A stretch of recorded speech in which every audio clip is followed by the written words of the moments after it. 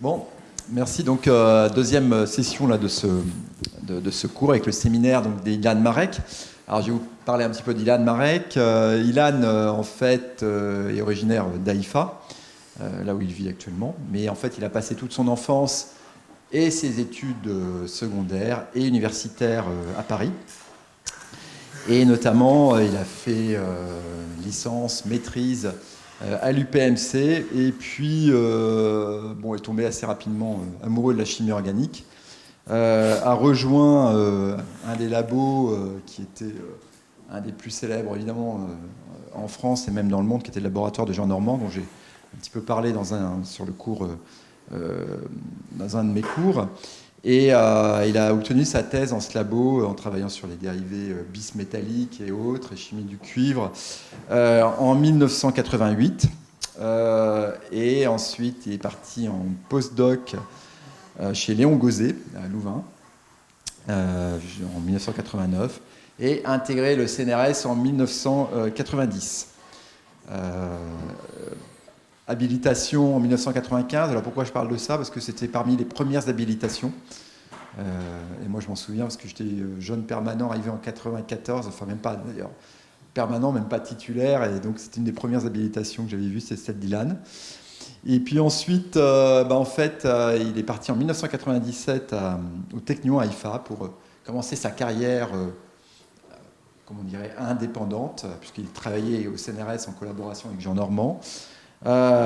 Et a gravi là-bas tous les échelons de la carrière pour obtenir une chaire titulaire en 2005, donc la sœur Michael et Lady Sobel.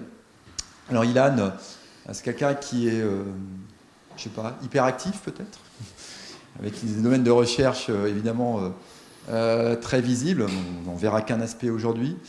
Il s'est fait un nom sur plusieurs thématiques, mais c'est aussi quelqu'un impliqué dans un nombre important de comités éditoriaux, boards de congrès, comités d'évaluation. C'est une carrière brillante, récompensée par beaucoup de reconnaissances nationales en France, mais également en Israël, mais aussi internationale, Royal Society of Chemistry, la Cope Award de l'American Chemical Society.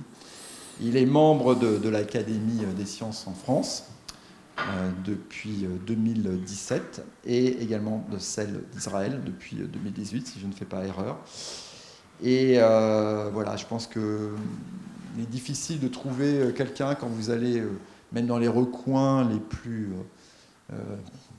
retirés de la planète organique, qui ne connaît pas Ilan, qui n'a pas croisé à un moment ou un autre. Et voilà. Et qui vous rendra potentiellement de ses nouvelles, d'ailleurs. Ça, c'est bon. Voilà, donc Ilan, c'est un très grand plaisir de t'avoir. Tu vas nous parler donc de Small Rings Ice Train et de nous parler des carbocations non classiques, dont il fait pour la synthèse stéréosélective. Et voilà, donc c'est une très belle clôture pour ce cours. Merci à toi d'avoir accepté, en tout cas. Merci. Comment tu as besoin de ça? Non, je n'ai pas besoin. Merci Louis. Je ne savais pas que c'était la clôture du cours, donc ça me met un peu plus de pression. Merci pour l'invitation. C'est un plaisir de revenir au collège. J'étais venu il y a quelques années visiter l'endroit qui est absolument phénoménal. C'est vraiment un des plus beaux endroits que je connaisse sur la place dans l'État français. Je voudrais m'excuser d'abord, parce que ça fait 30 ans que je n'ai pas donné de conférence en français. Donc il y aura beaucoup d'anglicismes qui vont s'introduire, parce qu'il y a beaucoup de mots où j'ai oublié un petit peu comment on doit faire les choses. Donc je m'excuse à l'avance. Je vais le faire en français, mais ça ne sera pas 100% nickel, quoi. Donc en fait, ce que je voulais faire ici, c'est vous parler d'un sujet de recherche qu'on a commencé à développer à peu près dans la période du Covid. Donc c'est assez récent, sur la chimie des carbocations, et principalement des carbocations non classiques. J'ai grandi dans le domaine de la chimie des carbanions, donc à l'opposé de ce que je fais maintenant. Et je vais essayer de vous montrer le lien entre la chimie des carbanions et la chimie des carbocations et comment on est arrivé à cette thématique-là. Et je voudrais utiliser ça en utilisant, en fait, ce que je vais faire aujourd'hui, c'est utiliser de la chimie qui a été connue, publiée il y a plus de 50 ans. Et c'est simplement vous montrer que la chimie qui a été faite il y a 50-60 ans est tellement riche qu'on peut la prendre et la twister et la mettre à l'ère moderne où on crée des centres stéréogéniques, ce qui à l'époque n'était pas vraiment le focus de la recherche. Donc c'est simplement vous montrer que la chimie, même d'il y a 60 ans, reste extrêmement riche si on sait la reprendre et la manipuler un petit peu à l'ère du temps, quoi. Donc ce que je voudrais essayer de vous faire aujourd'hui, c'est discuter de ce point de cette chimie-là. Et je voudrais simplement commencer par cette slide qui est le papier original de Van Baer qui discutait des petits rings et de la strain, donc de la tension de cycle. Et c'est un papier qui est paru en 1885 qui décrit la tension de cycle et l'intérêt de la tension de cycle dans la chimie organique. Et la beauté, je lis pas l'allemand, ok? J'imagine que la beauté, c'est simplement de comparer 1885 avec la première synthèse de cyclopropane et cyclobutane qui était en 84. Donc en un an, Perking a fait la synthèse du premier cyclobutane et cyclopropane.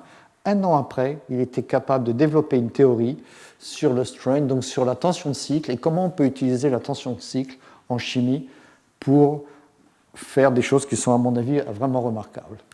Alors, pour vous parler de tension de cycle, j'ai écrit ici un certain nombre de petites molécules. SIM, ça veut dire la tension de cycle, strain energy. Et on voit, par exemple, on parle du cyclobutane avec 26,5. Cyclopropane, c'est à peu près la même chose. Cyclobutène, bicyclohexane, méthylène cyclopropane, bicyclohexane. Et là, la tension de cycle, je l'ai écrit dans l'ordre croissant. Et on peut continuer. On a bicyclopentane, ce qui s'appelle Hausen. Cyclopropène, donc ça veut dire que c'est un cyclopropane dans lequel on met une double liaison à l'intérieur. Le spiropentane, le bicyclobutane, le bicyclopentane et le tricyclopentane. Quand on regarde ces molécules, en tout, on a maximum 6 atomes de carbone. Simplement 6 atomes de carbone. Avec 6 atomes de carbone, on est capable de faire des molécules qui sont aussi différentes et qui ont des énergies de tension qui est complètement différente. Et on pourrait aller un peu plus loin et on pourrait prendre par exemple cette molécule, le 4-pyramidane, qui n'a jamais été faite, qui est simplement faite, qui a été calculée, elle n'est pas stable. Et on peut comprendre pourquoi, parce que l'atome de carbone sur le top, ici, a une géométrie assez particulière. Sherchan, qui n'a jamais été synthétisé non plus. Par contre, si on augmente un peu le nombre d'atomes de carbone, cette molécule que je trouve particulièrement fascinante, c'est pagodane. Elle a une structure absolument fascinante. Évidemment, elle s'appelle pagodane du fait de la similitude avec les pagodes. Baskétane comme un panier de basket. Et l'adérène, vous voyez, là, c'est une espèce d'échelle qui monte. Ça, c'est des molécules qui ont été synthétisées. Et ça encore, c'est des molécules qui ont beaucoup d'énergie de tension. Strain energy. Dans toutes ces molécules, il y a des énergies de tension dû par la structure de ces molécules. Et en tant que chimiste organicien, il y a la beauté de la synthèse, mais la beauté de la synthèse est toujours reliée avec la beauté de la molécule. Et pour moi, ces molécules sont simplement très belles, élégantes. Et la question, c'est comment on peut les synthétiser, comment on peut les faire et comment on peut les faire de manière efficace. Et éventuellement, comment on peut les utiliser après en synthèse. Donc en fait, la conséquence de l'énergie de tension, elle est vraiment simple. Elle a été aussi décrite par Weiberg en 1986. C'est que quand on a une molécule comme un cyclopropane, il y a une énergie de tension. Et donc, une simple acétolysis peut casser une liaison carbone-carbone pour conduire un produit acyclique. Et ça, c'est pas neuf. C'est vieux depuis les travaux de Bayer de 1885. Il y a une énergie de tension dans des petits cycles qui fait qu'on peut relâcher cette tension et faire des molécules qui sont non cycliques. Et si on pense à ça et qu'on le met donc dans le twist des molécules modernes, ça devient intéressant parce que si on prend par exemple un cyclopropane, si vous avez un cyclopropane qui a 6 substituants différents, si on est capable de casser une des liaisons carbone-carbone, on forme des molécules, ce qu'on appelle acycliques, où la chiralité, où tous les centres stérogéniques sur le cyclopropane se retrouvent sur la molécule acyclique. Maintenant, si vous vous posez la question, comment je peux faire une molécule acyclique avec un centre quaternaire adjacent ou un second centre quaternaire adjacent ou un troisième centre quaternaire, c'est extrêmement compliqué. Il n'y a pas de méthode en synthèse valable pour faire ce genre de squelette carboné avec des centres quaternaires contigus. Par contre, cyclopropane, a priori, c'est assez simple. Si on est capable de faire un cyclopropane et on est capable de casser une liaison carbone-carbone, on devrait être capable d'arriver à cette chimie. Mais alors évidemment, le problème c'est, quelle est la sélectivité d'une liaison, de rupture d'une liaison carbone-carbone? Parce que là, j'en ai une, j'en ai deux et j'en ai trois. Donc la question, par exemple, si je veux faire cette molécule, je dois casser la liaison entre ce carbone-là et ce carbone-là pour arriver à ça. Maintenant, si tous les groupements sont des groupements alkyles, comment je peux choisir la liaison carbone-carbone qui va se casser? Et ça, c'est un problème important. C'est un problème qui est d'autant plus important que c'est un problème qui arrive à la question fondamentale, comment casser des liaisons carbone-carbone? Ce qui arrive à un problème encore plus fondamental quand vous arrivez à la chimie des polymères, comment on casse une liaison carbone-carbone en synthèse organique. Et ça, c'est une question extrêmement difficile, fondamentale, qui mérite d'être étudiée. Donc là, c'est un système biaisé parce que c'est un cycle à 3, mais la question ici, c'est une question de sélectivité. Et évidemment, la deuxième question sous-jacente, c'est de se dire comment je fais un cyclopropane qui est hexasubstitué, 6 substituants différents, sous la forme d'un seul diastéréoisomère et sous la forme d'un seul énantiomère. Et c'est la première question qu'on a dû se poser, c'est que si on veut être capable de casser une liaison carbone-carbone de manière sélective, il faut d'abord être capable de faire un cyclopropane polysubstitué de manière sélective. Alors on a vu dans la conférence de Louis différentes méthodes pour faire des cyclopropanes. Vous pouvez me faire confiance. Faire un cyclopropane hexasubstitué, 6 substituants différents, sous la forme d'un seul diastéréoisomère, un seul énantiomère, il n'y avait aucun rapport dans la littérature. Donc on a été obligé tout d'abord de développer cette chimie. Je ne vais pas aller dans les détails, je vais juste vous montrer les deux stratégies, en gros, comment on les a utilisées. Vous avez toutes les références sur lesquelles on a développé ces stratégies, on sait les faire. Quelle est la chimie qu'on a utilisée? De la chimie extrêmement simple. Encore une fois, chimie qui était bien connue dans la littérature. On prend un alcyne, on prend un diazoester, on prend un ligand chiral sur le rhodium, et on fait on appelle ça en anglais metal catalyzed decompositions, donc c'est on décompose le diazoester avec du rhodium, on fait une réaction de 2+1, une cyclopropénation d'alcyne pour arriver à un cyclopropène. Ce cyclopropène a un centre stérogénique ici, avec des excès énantiomériques qui peuvent arriver à 97 pour 3. Et ça, c'était bien connu dans la littérature. Maintenant, qu'est-ce qu'on réalise ici? On réalise d'abord que c'est un petit cycle tendu, avec une double liaison à l'intérieur, donc cette double liaison est extrêmement réactive. Ce sont des molécules stables, mais on est capable d'utiliser la réactivité de cette double liaison, et là on a utilisé la bonne chimie française, développée par Jean Normand. Ça veut dire prendre un réactif de Grignard, utiliser un sel de cuivre pour faire un hétéro cuivreux intermédiaire, qui fait une addition sur la double liaison. En fonction de la nature des substituants, on est capable de gérer la régiosélectivité. Et la diastéréosélectivité de la réaction provient du fait que dans des solvants non polaires, l'organométallique est chélaté par l'ester, donc il va réagir sur la même face que l'ester. Donc on a ce qu'on appelle un modèle chélaté. Maintenant, si on fait la même réaction dans un solvant polaire, simplement en allant de l'éther au THF, si vous avez du THF, le THF va chélater le cuivre, donc il n'y aura plus cette chélation intramoléculaire, donc l'organocuivreux viendra de l'autre côté, donc vous pouvez avoir les diastéréoisomères à volonté, simplement en changeant la nature du solvant. Vous additionnez un électrophile, et vous avez de là accès à des cyclopropanes qui sont sous la forme d'un seul diastéréoisomère et d'un seul énantiomère si vous partez là on utilisait dans notre cas le ligand de Ig-CoRe et on a donc des excès énantiomériques de 97,3 sous la forme d'un seul diastéréoisomère. Donc ça c'est une grosse stratégie. La seconde stratégie c'est se dire qu'on va faire une désymétrisation. Donc là on a utilisé encore le même phénomène, la même idée. On prend un cyclopropène mais qui a un axe de symétrie. Maintenant, si on a un organométallique et qu'on additionne l'organométallique sur une des deux faces, si ça vient du côté de R2 ou du côté de R1, on forme les deux diastéréosomères. Et ce même organométallique, s'il additionne à droite ou à gauche, on aura les deux énantiomères. Donc l'idée était de trouver le bon organométallique avec le bon ligand. Et en fait, on a développé une série d'organométalliques avec une série de ligands chiro. Je ne vais pas aller dans les détails, vous avez toutes les références, dans lesquels on est capable de faire une addition énantiosélective diastéréosélective. L'organométallique résultant est configurationnellement stable. Vous additionnez des électrophiles et vous pouvez obtenir des cyclopropanes qui sont dans ces cas-là tétrasubstitués avec des excès énantiomériques de l'ordre de 95 à 99% d'excès énantiomériques en présence d'une quantité catalytique d'organométalliques et de ligands. Enfin, de ligands. Le point est que l'organométallique peut être à la fois un organométallique de type sp3, sp2, vinyle comme aryl, sp. Donc en fait, tous les degrés de d'hybridisation marchent en fonction de l'organométallique et du ligand pour arriver à différents cyclopropanes, des dérivés cyclopropaniques.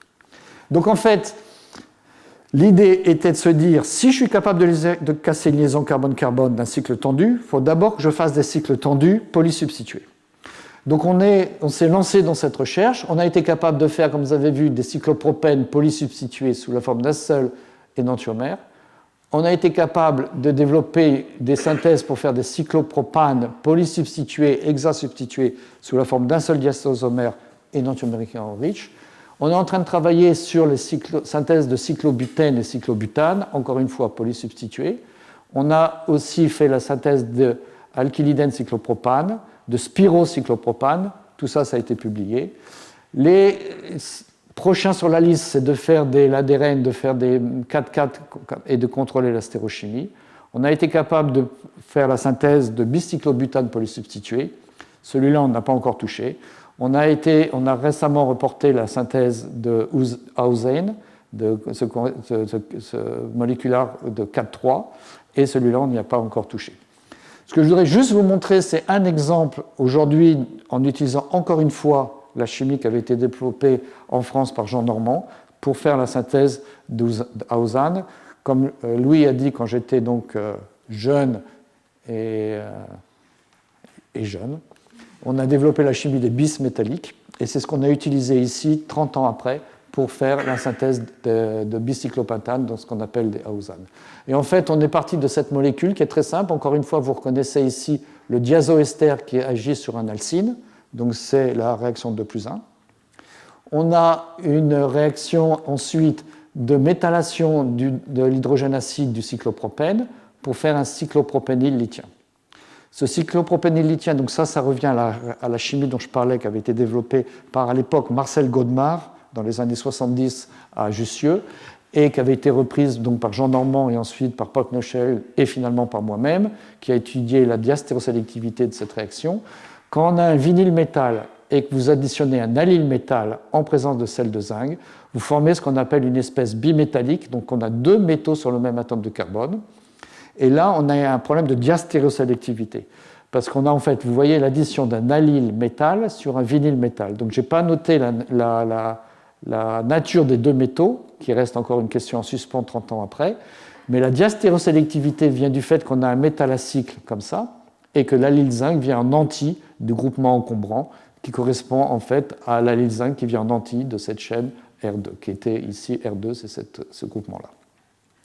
Quand vous avez un bimétallique, vous pouvez tout de suite voir que cet organométallique est capable d'effectuer une cyclisation ici, et il conduit à ce qu'on appelle un bicyclopentane métallé, donc vous pouvez additionner un électrophile ici, sous la forme d'un seul diastérosomère. Si vous additionnez l'électrophile le plus simple, qui s'appelle de l'eau, vous créez une liaison CH, et vous formez ce produit à 50% de rendement chimique, sous la forme d'un seul diastérosomère, en partant de ce produit-là. Donc c'est 50% via toutes ces étapes de chimie.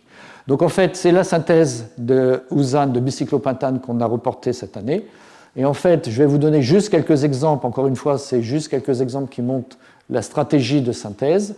Donc encore une fois, on a fait ce genre de molécules, méthylation, allylation et additionne un électrophile. Donc tout ça, ça se fait dans le même pot réactionnel.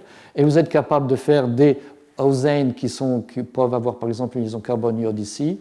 On peut avoir addition d'un allyl bromide. Donc en fait, on a un centre quaternaire ici, un autre centre quaternaire ici. Vous pouvez faire des réactions de cross-coupling. Si vous additionnez aryl iodide et du palladium 0, vous faites une liaison entre un carbone sp3 et un carbone sp2. Vous pouvez avoir, si vous avez ici un spiro, vous pouvez avoir un spiro ici. Et là, l'idée était d'avoir de plus en plus de tension de cycle, puisqu'on a un cycle à 4, un autre cycle à 4, un cycle à 3. On peut avoir ici un autre substituant, mais là, la diastérosélectivité est un peu moins bonne du fait de l'approche de l'allyl métal tout à l'heure, comme je vous l'ai montré. Mais le diastéréisomère majoritaire peut être facilement purifié avec un rendement de 55% et un seul diastéréisomère. Et on s'est amusé à voir si on pouvait avoir des substituants aussi sur le cycle A4, ce qu'on appelle ou exo ou endo. Vous voyez, par exemple, le méthyle est dehors ou le méthyle est dedans. Et on a deux méthyles, un dehors, un dedans, un dehors, pour augmenter la complexité du système Hausan, en sachant encore une fois qu'ici on a une liaison carbone-carbone qui est une liaison relativement faible de par l'énergie de tension et qu'on devrait être capable de casser cette liaison. Donc si on casse par exemple cette liaison, vous voyez qu'on forme là un cycle à 5 avec des substituants à peu près partout de par la synthèse qu'on a été capable d'établir ici. Donc l'idée c'est vraiment ça, c'est comment je peux créer des cycles tendus. Et ça, c'est ce que je vous ai montré juste maintenant. Maintenant que j'ai un cycle tendu, comment je peux utiliser la tension de cycle pour essayer de casser une liaison carbone-carbone et faire des molécules qui sont acycliques. Et la question fondamentale qui nous intéressait, c'était la sélectivité de liaison. Quelle est la liaison carbone-carbone que l'on clive? C'est ça qui m'intéressait dans cette thématique. Donc, l'idée était la suivante. On a formé, par exemple, dans le cas des cyclopropanes, comme je vous l'ai dit, des cyclopropanes polysubstitués, et on étudie la sélectivité. Alors là, c'est des travaux qui sont assez anciens, donc je ne vais pas aller dans les détails, sauf dans le dernier cas de figure. Je vous donne simplement certains exemples. Vous voyez, dans tous les cas de figure, on forme des dicarbonyles avec un centre quaternaire ici, un centre quaternaire ici, quaternaire tertiaire, cette molécule, etc., etc. Donc on a fait toute une série d'exemples en utilisant des méthodes différentes pour avoir des sélectivités précises de clivage de liaison carbone-carbone. Je vais juste vous montrer cet exemple-là un petit peu plus en détail pour vous montrer la philosophie avant d'arriver à la chimie des carbocations, parce que tout ça, c'est de la chimie des carbanions. Okay? Juste cet exemple-là. Cet exemple-là, c'est on a préparé ce vinyle cyclopropanol sous la forme d'un seul diastéréisomère et la forme d'un seul enantiomère. Okay, donc vous voyez, on a un centre quaternaire là, un centre éventuellement quaternaire, un centre tertiaire, on contrôle la stéréochimie de la double liaison. Et la chimie qu'on a développée, c'est une chimie très simple. Vous additionnez un acide boronique avec un ligand du palladium, avec un catalyseur du palladium et ce ligand. Et qu'est-ce qu'on observe? Une seule réaction dans laquelle on a une réaction qu'on appelle EC, donc l'addition de aryl ici. On a ensuite un clivage de liaison carbone-carbone régiosélective et ce qu'on appelle un palladium walk. Je vais vous montrer sur une diapositive le mécanisme, mais la beauté de cette transformation, c'est que cette molécule, c'est facile à faire comme je vous l'ai montré. Si cette réaction se fait, on arrive à un dérivé acyclique dans lequel on aurait un carbone quaternaire, une double liaison E, un second carbone quaternaire, un carbone tertiaire et un carbonyle que vous pouvez utiliser. Donc on forme une petite molécule de 6 atomes de carbone sur la chaîne linéaire dans lequel on a 2 centres quaternaires, un centre tertiaire, une double liaison et un dérivé carbonylé. Et c'est ça la puissance de la chimie de clivage de liaison carbone-carbone pour arriver à des molécules qui seraient autrement extrêmement compliquées à faire. Donc le mécanisme, c'est le produit de départ, on a deux conformères, ce qu'on appelle S6, S-trans. Le S6 serait une rotation au long de cette liaison carbone-carbone et on aurait une interaction stérique. Donc on a un intermédiaire qui est ce qu'on appelle S-trans. On additionne le dérivé du palladium, donc palladium boronique acide avec le ligand, ça fait du palladium aryl X, qui scélate à l'alcool, donc qui vient du même côté que l'alcool sur la double liaison. Donc on a la diastérosélectivité est due à la présence de l'alcool. Le groupement aryl réagit ici, c'est la réaction de Heck, dans lequel on crée ce centre stéréogénique. On forme une liaison carbone-palladium bond, une liaison palladium-carbone. Et là, il y a le problème de sélectivité de clivage de liaison carbone-carbone. Et en fait, si on clive cette liaison carbone-carbone, la liaison entre le C3 et le C5, du fait de l'alcool, on arrive à cette molécule-là. Et en fait, ça c'était la deuxième question fondamentale qu'on cherchait à comprendre, c'est on a créé ce centre stérogène, par la bêta-élimination, on a créé la double liaison ici. Ce centre-là, en carbone 4, il est ici, on n'y a pas touché. Et on a ici un centre dans lequel on a une liaison carbone-palladium sur un centre stérogénique. Et la question qu'on se posait, c'est est-ce qu'on garde la chiralité d'une liaison, d'un centre dans lequel on a une liaison carbone-métal, surtout que si je veux arriver au produit final, la prochaine étape, c'est ce qu'on appelle la liaison de beta-H elimination. J'élimine le palladium avec la double liaison. Je forme une double liaison ici avec le palladium qui est dessus. Et vous voyez que la chiralité ici, elle est perdue puisque je forme une double liaison. Sauf si le palladium reste attaché sur la même face de la double liaison. Si le palladium reste attaché sur la même face de la double liaison, on devrait être capable de réadditionner le palladium hydrure sur la double liaison pour régénérer ce centre-là. Former une nouvelle liaison carbone-palladium, et si vous perdez maintenant le palladium H ici, on arrive au produit. Si on relâche le palladium, on arrive à la molécule finale. Donc en fait, là, on avait deux questions fondamentales, étaient la sélectivité de la liaison carbone-carbone, laquelle on va casser. La deuxième, est-ce que la réaction est une réaction de ce qu'on appelle associative? Ça veut dire que quand vous formez une double liaison avec le palladium, est-ce que le palladium reste attaché à cette double liaison et fait le palladium walk, ça veut dire qu'il marche le long d'une chaîne carbonée, toujours en restant sur la même face, ou est-ce qu'il est dissociatif, il se dissocie, et dans ces cas-là, il peut revenir sur les deux faces de la double liaison. Et la réponse, c'est que le palladium a un mécanisme de transfert qui est associatif, donc en fait, on garde la chiralité. Donc juste pour vous montrer très rapidement plusieurs exemples avant d'arriver à la chimie des carbocations, si on additionne par exemple aryl boronique acide, qui est le composant vert ici, on peut être capable de faire un centre tertiaire, une double liaison E, un centre quaternaire et un aldéhyde, avec un excellent rendement sous la forme d'un seul diastéréoisomère. Vous pouvez utiliser des molécules un petit peu plus compliquées, et ça avait été demandé par le référé, donc on a utilisé un dérivé de l'ostrone pour faire ce genre de molécules aussi. On peut utiliser aussi des vinyles, on n'est pas obligé que ce soit des groupements aryles, et vous voyez, dans tous les cas de figure, ça marche bien. Maintenant, si on augmente la complexité dans laquelle on veut faire maintenant deux centres quaternaires, donc tac, tac, tac, tac, tac, deux centres quaternaires. Donc là, le parafluoroboronique acide, vous voyez, ce groupement vert, ça vient du nucléophile. Là, maintenant, on a un centre quaternaire, la double liaison E, un centre quaternaire, l'aldéhyde, toujours un très bon rendement sous la forme d'un seul diastéréosomère. Vous pouvez aussi additionner un indole, ça marche de la même manière. Maintenant, on continue la complexité, on peut avoir un quaternaire et deux tertiaires. Donc en fait, là maintenant, vous voyez, on a un tertiaire, double liaison, quaternaire, tertiaire, aldéhyde. Là, on a utilisé du deutérium pour mapper, pour étudier le mécanisme de la réaction. Vous pouvez avoir le plus compliqué, c'est deux quaternaires, un tertiaire, double liaison, aldéhyde. On perd un petit peu en rendement chimique, on perd aussi un petit peu en diastérosélectivité, mais c'est quand même assez impressionnant. Alors, vous allez vite comprendre, si vous connaissez la chimie qu'on a développée, ou sinon vous allez le comprendre très rapidement, je suis un fan de centres quaternaires. C'est quelque chose qui me fascine, comment créer des centres quaternaires, mais tout le monde ne partage pas le même point de vue, mais on peut faire des centres tertiaires, si vous voulez faire, vous pouvez faire aussi des centres tertiaires, tertiaire, double liaison, tertiaire, tertiaire. Et en fait, cet exemple, cet effet simplement pour vous montrer qu'on peut faire un centre tertiaire, tel que benzylique, en alpha d'un carbonyle, sous la forme d'un seul diastéréoisomère. Donc ce sont des conditions douces, parce que c'est un centre qui est extrêmement éphémérisable, et on arrive à gérer la stéréochimie en utilisant des conditions douces. OK. Je voudrais maintenant arriver à la chimie des carbocations. C'est la molécule qu'on a utilisée jusqu'à maintenant. Okay.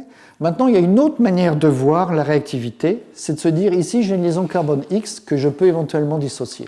Je dissocie, je forme ce cyclopropylméthylcation. Okay. Classique. Un nucléophile peut réagir sur ce carbone-là, et j'introduis une nouvelle liaison carbone-nucléophile. Mais éventuellement, le nucléophile pourrait réagir sur le carbone 3, je casse cette liaison, je forme une double liaison ici, et je forme cette molécule. Mais je pourrais aussi considérer que le nucléophile réagit sur la liaison sur le carbone C2, dans lequel je casse cette liaison-là maintenant, et je forme cette molécule-là. Donc en fait, j'ai 3 possibilités. Le plus intéressant, ça serait de casser la liaison en C2. Parce que si je casse la liaison en C2, ça veut dire si j'additionne un nucléophile et sur ce carbone-là, je casse cette liaison-là, qu'est-ce que je forme? Je forme une réaction de substitution nucléophile sur un centre quaternaire. Ce qui veut dire cette réaction-là, qui est complètement nonsense. Dans toutes les réactions de substitution nucléophile qu'on étudie, qu'on enseigne, qu'on fait, si vous voulez créer une liaison carbone-carbone, vous avez besoin d'un groupe partant. On ne peut pas casser une liaison carbone-carbone pour faire ce genre de transformation. Et ici, c'est exactement la même chose. Du fait de la tension de cycle, si j'additionne un nucléophile ici, je serais capable éventuellement de casser une liaison carbone-carbone, je crée ma double liaison et je forme ça. Et c'est ça qui nous intéressait. Est-ce que je peux prendre ce concept de substitution nucléophilique sur des centres quaternaires sur la chimie des cyclopropanes? Maintenant, il y a un problème qui est sous-jacent et qui généralement passe inaperçu. Le problème, c'est ça. J'ai dit que j'étais capable de dissocier le carbone X. Et si je dissocie le carbone X, je forme ça. Mais il est aussi connu, et ça encore une fois, ça vient de la chimie des années 50, qu'un cyclopropyl méthylcation, un cyclopropyl méthylcation, est en équilibre avec un cyclobutylcation et l'homoallyle cation. On a un équilibre des 3 entités. Et la question, c'est si je veux créer une réaction sélective, et si je veux casser une liaison carbone-carbone sélectivement, laquelle de ces 3 entités va être la réactive? Et en fait, maintenant, si j'additionne sur mes squelettes carbonés des substituants, j'arrive à un problème qui est extrêmement compliqué. Là, j'ai utilisé des couleurs pour montrer des substitutions différentes, comme si j'avais des substituants. Pour mettre pour que ce soit plus facile à lire, au lieu d'écrire R1, R2, R3, etc., j'ai donné des couleurs. Si je mets des substituants, comme je vous l'ai montré précédemment, on a maintenant 12 intermédiaires possibles, ce qui veut dire 48 diastéréosomères, ce qui veut dire 96 énantiomères. Et qu'est-ce que je veux faire? Je veux faire une réaction sur un seul de toutes ces entités dans lequel on a cet équilibre métallotrope, cet équilibre entre les 3 étapes, entre les 3 entités. Donc en fait, on montre que la substitution, ça crée de la complexité. C'est même beaucoup plus compliqué que ça. Parce que là, c'est ce qu'on appelle des carbocations classiques. Carbocation classique, cyclopropylméthyle, est en équilibre avec cyclobutyl, en équilibre avec homoallyle. Mais il était aussi connu depuis les années 50 qu'en fait, ces carbocations dérivent en fait à ce qu'on appelle des carbocations non classiques. Donc vous connaissez du cours de Louis les norbornyl cations, qui est exactement le même type de carbocation non classique. Dans ce cas-là, on a soit ce qu'on appelle un bicyclobutonium, soit ce qu'on appelle un cyclopropylcarbinal cation, qui sont 302 électrons. Donc en fait, la charge positive est délocalisée sur plusieurs atomes de carbone. Maintenant, on pourrait penser que les carbocations non classiques sont plus faciles à gérer. Mais si vous mettez des substituants aussi là, on arrive exactement au même problème. On a un équilibre entre le bicyclobutonium, le cyclopropylcarbinal cations, qui fait que si on a des substituants, on a toujours 12 intermédiaires, 48 diastéréosomères et 96 énantiomères. Et en fait, ça, c'était connu, et vous voyez encore une fois un papier des années 70 qui montre exactement ce problème. Le problème est que vous prenez une molécule extrêmement simple, vis-cyclopropane, avec 2 groupements, un R et un CH de X, et on fait la solvolysis, on additionne de l'eau. Et la solvolysis, on ne pourrait pas imaginer qu'on déplace le groupement X ici, ce qui conduirait à cette molécule. Mais vous voyez qu'on peut avoir aussi 7% dans la molécule, donc on a maintenant une relation trans, donc ça montre bien qu'il y a un réarrangement quelque part. On peut avoir un alcool homoallylique, on peut avoir un alcool homoallylique comme ceci, avec une double liaison E, double liaison Z, on peut avoir un alcool secondaire, etc., etc. Donc en fait, on forme 1, 2, 3, 4, 5, 6, 7 produits différents en voulant faire la solvolysis de cette molécule toute simple. Qu'est-ce que ça veut dire? Ça veut dire qu'on a un équilibre de toutes les entités dont je vous parlais précédemment. Et exactement comme Eric Carrera l'a montré dans les dernières slides que Louis vous a juste présentées, il a une entité extrêmement complexe avec plein de carbocations possibles. Et la question fondamentale est de se dire comment je gère la formation d'un seul carbocation et comment j'utilise ce seul carbocation pour être capable de créer de la diastérosélectivité et de la régiosélectivité. Alors le dilemme, c'est ça, c'est comment je gère la stéréochimie d'un carbocation. Alors on sait bien qu'un carbocation, c'est une entité planaire, et que dans ces cas-là, les nucléophiles peuvent arriver des deux côtés. Alors juste une parenthèse, quand on enseigne, on dit toujours qu'on forme un carbocation qui est plan, et donc le produit est racémique. Je voudrais juste additionner un petit mot pour dire que ce n'est pas complètement vrai. Un carbocation, quand vous avez un groupement Rx, vous formez un carbocation, vous pouvez arriver à un carbocation, ce qu'on appelle des ions dissociés, et effectivement, c'est planar, c'est plan. Si vous additionnez un nucléophile, il peut arriver des deux côtés. Mais entre cette entité, le produit de départ, et le carbocation dissocié, il y a une multitude d'intermédiaires. Le premier intermédiaire, et encore une fois, ça a été fait par Weinstein dans les années 50, c'est ce qu'on appelle un ion intime, dans lequel le X- est très proche du R+. Il est tellement proche qu'en fait, il bloque une face. Donc ça veut dire qu'on est capable éventuellement, on serait capable éventuellement d'additionner un nucléophile qui viendrait en anti du X- pour contrôler la stéréochimie. Et vous voyez, ça a été fait dans la littérature. Encore une fois, le premier exemple a été fait en 1939.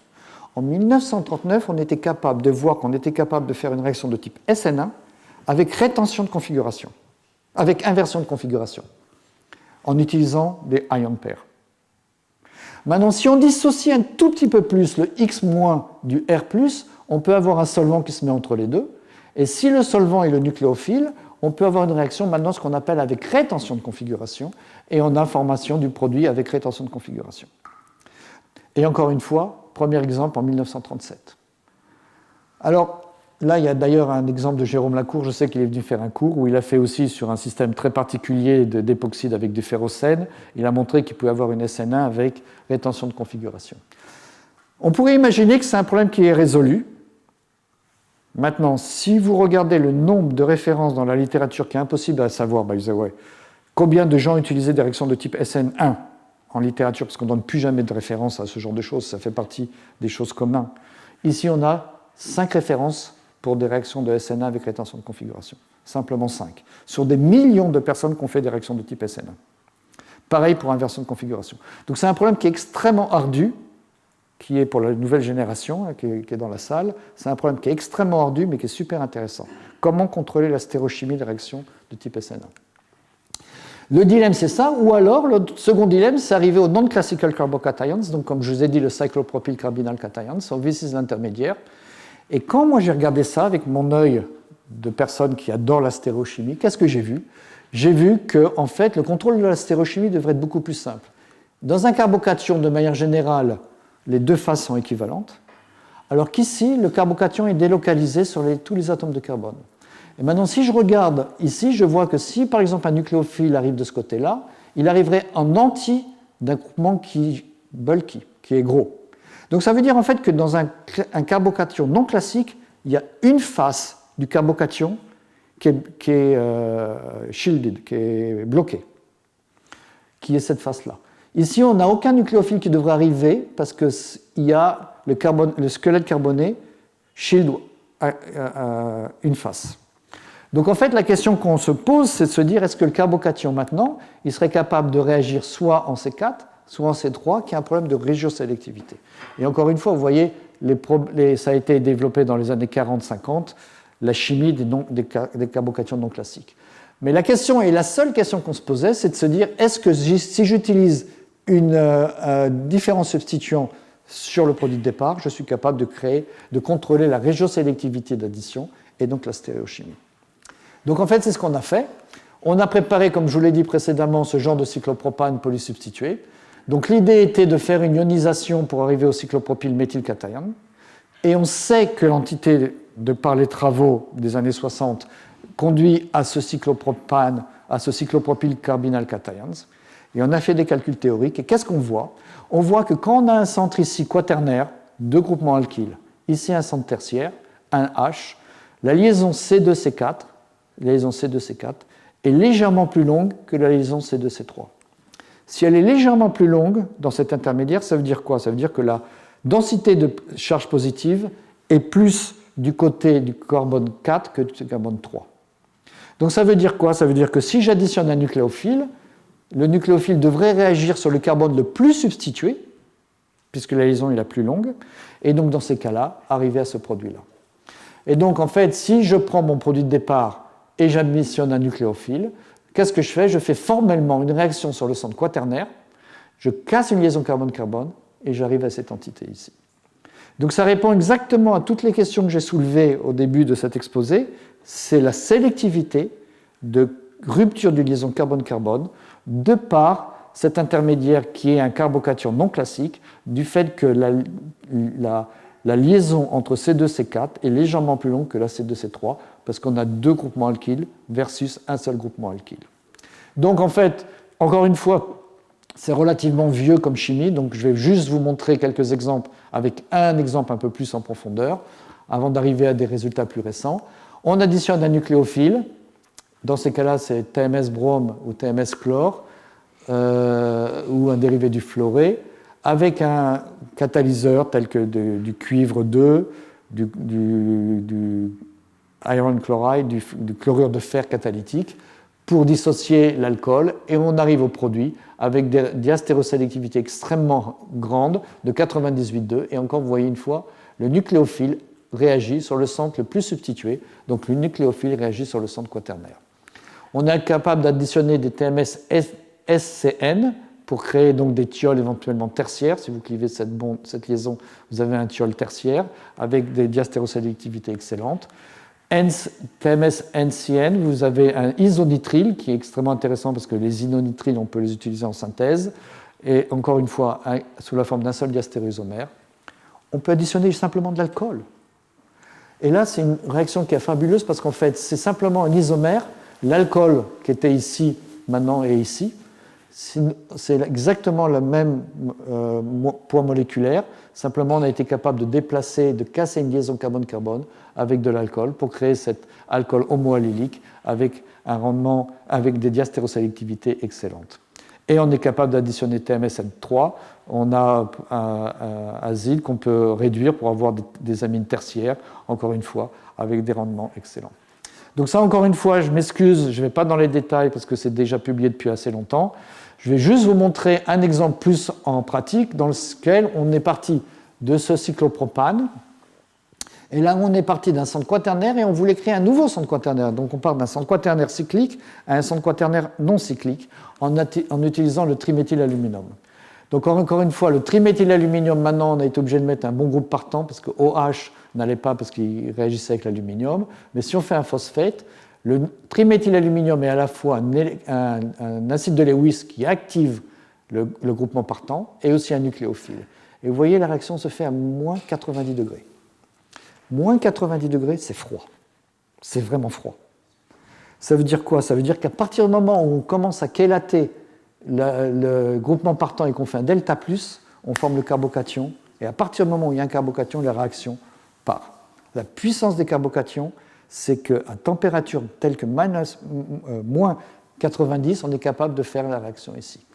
Donc juste pour vous montrer quelques exemples, on est capable d'additionner triméthylaluminium et on forme des molécules qui sont donc quaternaires, tertiaires, avec des rendements qui sont excellents et des diastérosélectivités qui sont extrêmement bonnes. Pourquoi je vous montre cet exemple-là? C'est pour cet exemple ici. Le groupement jaune ici a un époxyde. Classiquement, un époxyde réagit toujours avec triméthylaluminium, c'est le nucléophile classique pour ouvrir un époxyde. À la fois Lewis acide et nucléophile. Là, vous voyez que le triméthylaluminium préfère casser une liaison carbone-carbone plutôt que de réagir avec un époxyde. Ça montre une chémosélectivité qui est assez fantastique, et ça, encore une fois, c'est dû au pouvoir de la chimie des carbocations non classiques. Plusieurs autres exemples, tels qu'une liaison avec carbone-chlore, etc., etc. Donc la réaction procède superbement.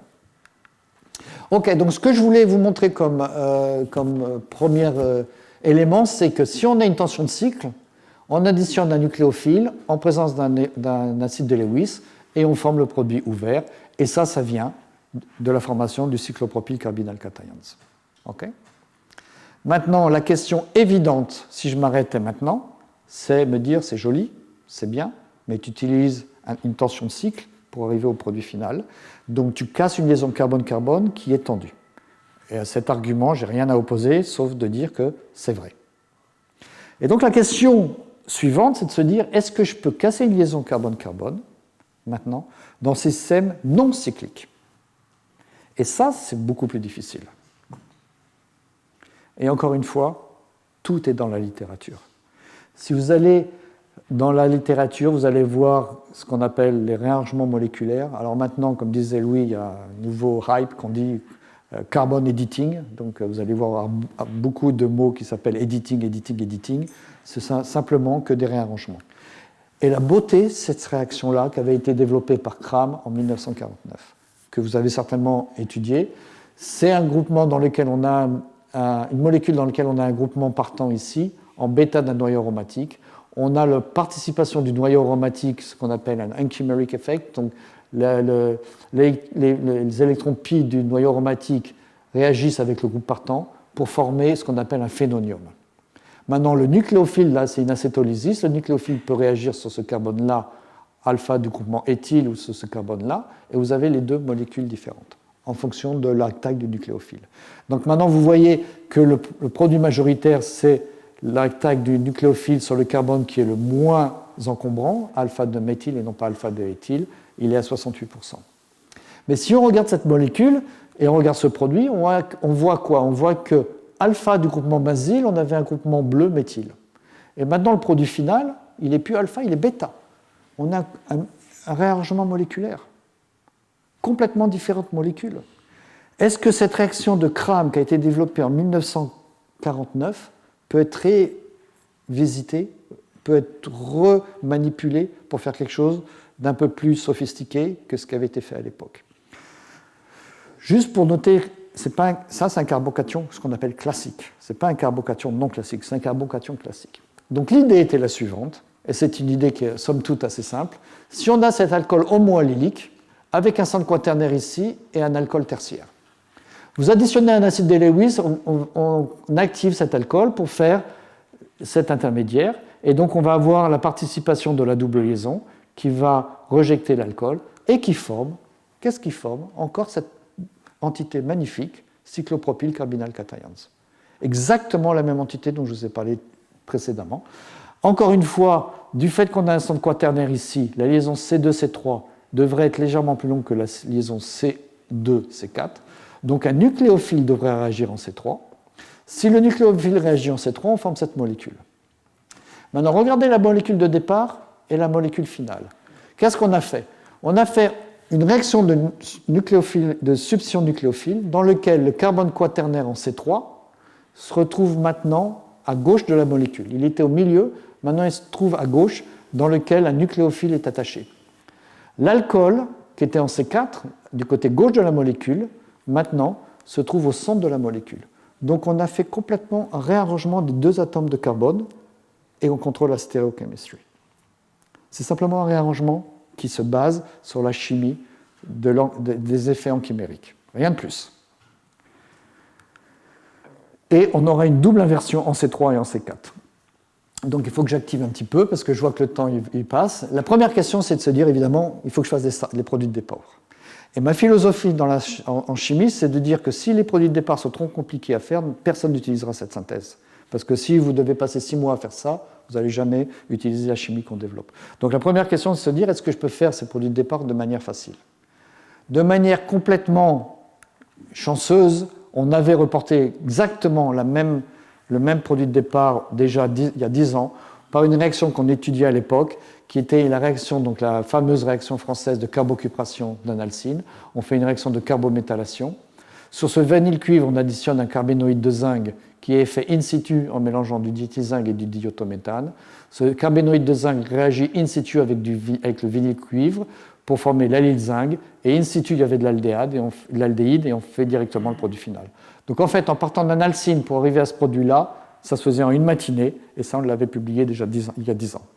Donc on est capable de faire ces produits de départ de manière diastéréosélective en une seule étape chimique en partant d'un alcyne. Donc on a ces produits de départ, Et maintenant, on a juste étudié la réaction dont je vous ai parlé, l'addition, par exemple, là, de fluoride, d'ast. Et on forme, si on utilise, alors j'ai une color code, donc vous voyez, le groupement butyl, c'est le R1. Maintenant, le groupement fluoré est sur le centre quaternaire. Donc, en fait, vous voyez, le centre quaternaire était ici, il se retrouve ici, avec un rendement de 70% et une stéréospécificité de 95,15. Donc, on a été capable de changer la position des deux atomes de carbone par cette réaction.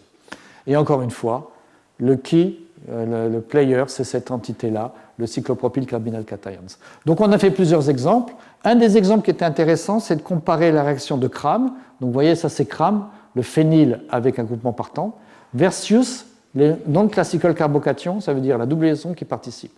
Et en fait, le winner de ça, c'est effectivement le non-classical carbocation, beaucoup plus effectif que la réaction du phénonium. On a simplement la formation de ce produit avec une excellente stéréospécificité. On peut avoir un donneur d'électrons un peu plus fort en utilisant par exemple un indole, et c'est exactement le même genre de chimie. Juste pour vous montrer très rapidement que c'est une réaction qui est extrêmement large, et qui permet énormément de groupes fonctionnels. Vous voyez, on a par exemple un ester, chlore, tosylate, époxyde. Si on part d'une double liaison 6, ça reste 6, phosphate, tosylate, en utilisant la stéréochimie du produit de départ. Et encore une fois, le fait qu'on peut avoir des fonctions sensibles provient du fait que la réaction se fait à des températures basses, du fait que la réaction est carbocationique. Maintenant, on peut additionner d'autres nucléophiles que TMS fluoride, que le fluoride. On peut utiliser par exemple TMS bromide ou TMS chloride et on forme encore une fois le produit réarrangé avec un chlore ou un brome, encore une fois avec des très bons rendements. On peut additionner du TMS NCS, on forme encore une fois le produit réarrangé avec le SCN, le TMS N3, donc là encore une fois on a la réaction dans laquelle on a un azote tertiaire avec un arrangement complet. Encore une fois, une réaction que je trouve particulièrement élégante, c'est addition d'eau.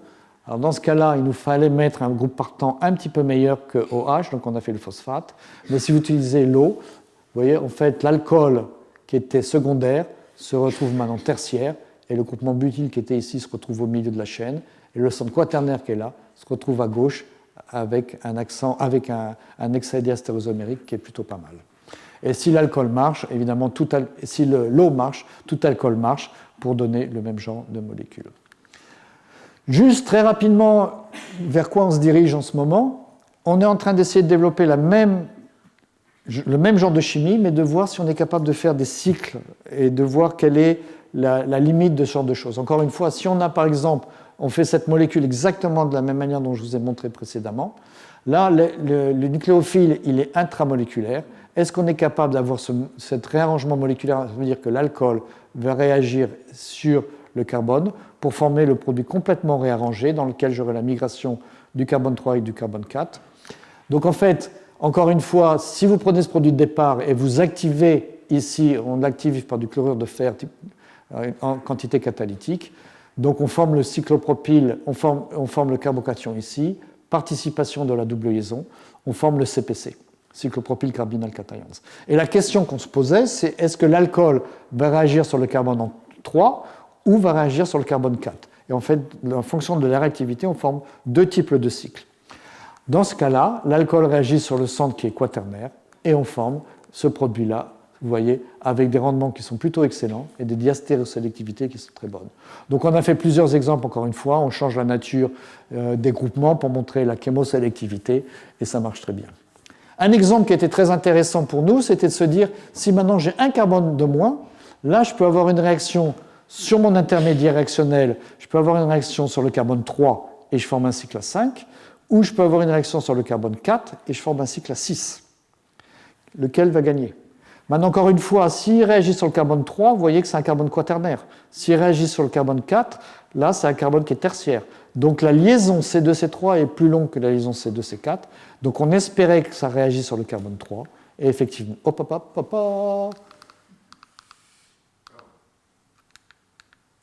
Et effectivement, ça réagit sur le carbone 3 pour donner ce produit exclusivement avec une très bonne diastérosélectivité.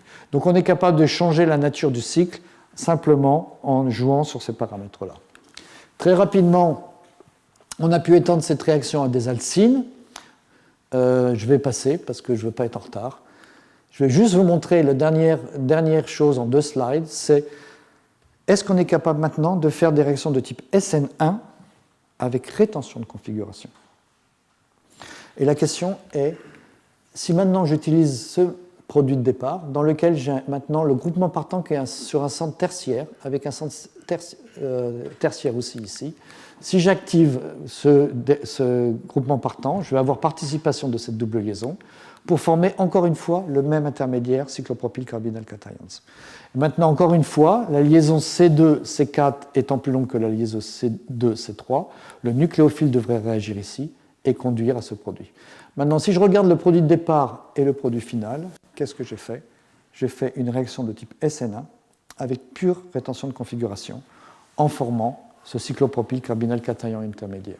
Donc juste pour montrer quelques exemples, si on utilise le TMS brome avec, encore une fois, le triflate de fer comme catalyseur, on a la formation du produit avec pure rétention de configuration pour une réaction de type SN1. Si on fait la même réaction sans la double liaison, on a 2 diastéréoisomères, ce qui montre bien qu'on a besoin de cette double liaison pour générer l'entité cyclopropyl carbinal cation intermédiaire. Et après, on a juste étendu cette réaction. On peut avoir des groupements ester, des groupements alkyles, etc., etc. Cette réaction marche superbement bien.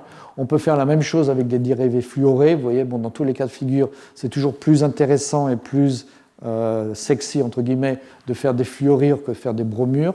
Donc on est capable de faire des dérivés fluoro tertiaires avec de très bonnes diastérosélectivités dans tous les cas de figure en utilisant cette chimie. Voilà, sur ce, je vais juste passer la dernière chose parce que je ne veux pas être en retard. Il me reste juste 1 minute.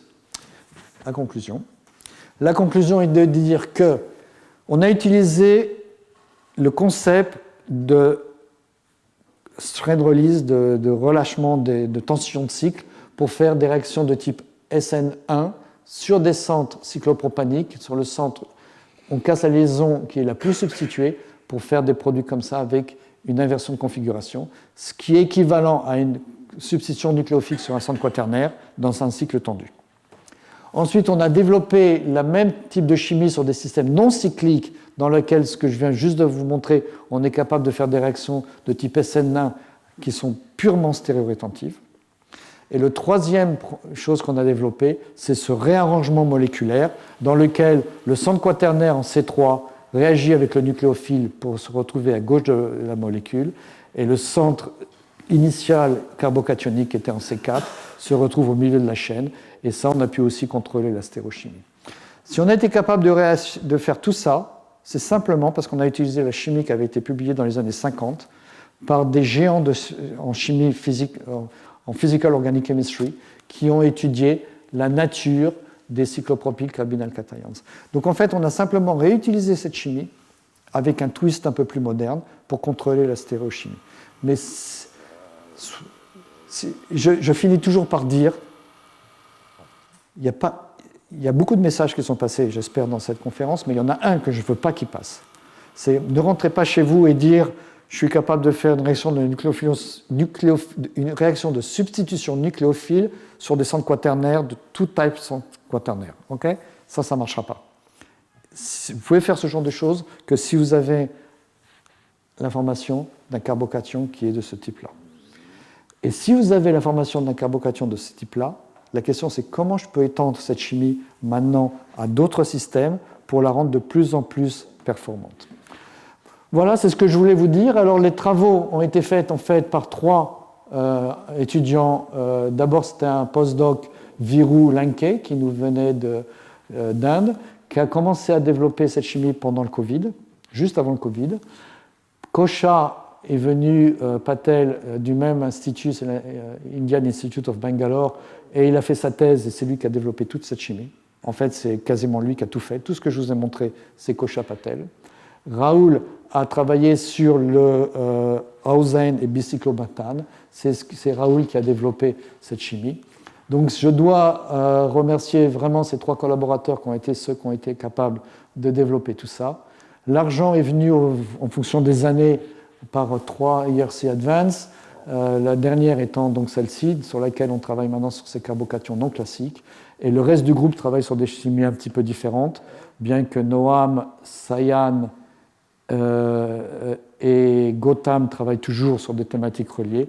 Donc je voudrais remercier évidemment tous ces coworkers, les différents sponsors, et encore une fois, Louis, merci pour cette invitation, et je serai ravi d'essayer de répondre à vos questions. Merci beaucoup.